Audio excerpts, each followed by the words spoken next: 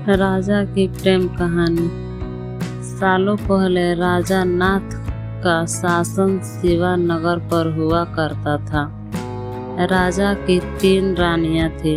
राजा अपने तीनों पत्नी में से सबसे ज़्यादा पहली पत्नी को प्यार करता था, क्योंकि वो खूब सुंदर थी। उसकी सुंदरता के कारण राजा दूसरी और तीसरी पत्नी पर ध्यान नहीं दे पाते था। इधर राजा की तीसरी पत्नी उससे बेहद प्रेम करती थी, लेकिन राजा को तीसरी रानी का प्यार कभी दिखाई ही नहीं दिया। वो हरदम अपनी पहली पत्नी के साथ ही व्यस्त रहता था।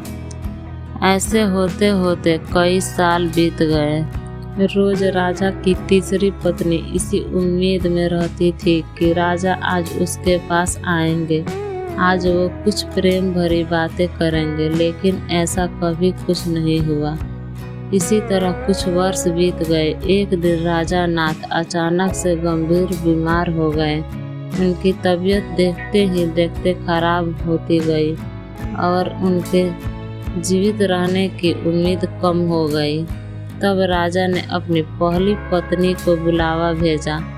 राजा की पहली पत्नी राजा के पास आई तो राजा ने उससे पूछा कि मेरे जीवित रहने की संभावना बहुत कम हो गई है और मैं भगवान के पास अकेले जाना नहीं चाहता हूँ।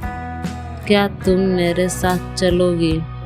राजा की बातें सुनकर रानी ने उनके साथ जाने से मना कर दिया और कहने लगी कि अभी मेरा जीवन बचा हुआ है और मैं अभी और जीना चाहती हूँ।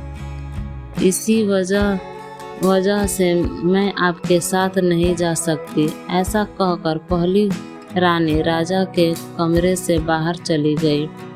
तब राजा दूसरी रानी को बुलाने के लिए कहा है। दूसरी रानी को जब पता चलता है कि राजा अपने अंतिम क्षण में हैं और वो अपने साथ अपनी पत्नी को लेकर जाना चाहते हैं, तो वो राजा को पास जाने से ही मना कर देती हैं। अपनी 2 प्रिय रानी से निराश होकर राजा ने सोचा कि मैंने कभी अपनी तीसरी पत्नी को समय नहीं दिया और न ही उस पर प्यार जताया। अब मैं उसके कैसे बुला सकता हूँ? राजा ऐसा सोचते ही रहे थे तभी तीसरी रानी बिना बुलाए राजा के पास पहुँच गई।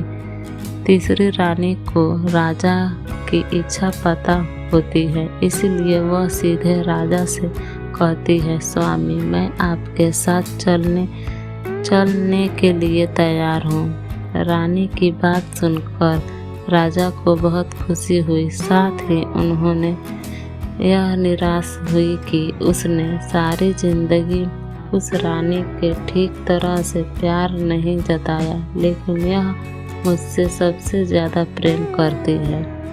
उसी वक्त राजगुरु एक जाने माने वैद्य को लेकर आते हैं, जो राजा की तबीयत को ठीक कर देता है।